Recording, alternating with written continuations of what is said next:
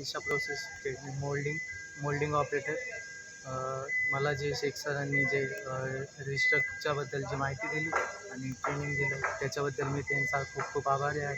मी माझ्या पूर्ण मोल्डिंग करिअरमध्ये मी फर्स्ट टाईमच रिस्ट्रक्टला हात लावला आणि त्यांनी जे मला माहिती दिली रिस्ट्रक्टबद्दल ऑपरेट करण्याची, त्याचं लोडिंग कॅपॅसिटी प्लस त्याचे जे लोडिंग चार्ट आहे, मशीनच्या विविध माहिती अजूनबद्दल ते सॉलेबल, त्याच्यामुळे त्यांचे आभार मानतो.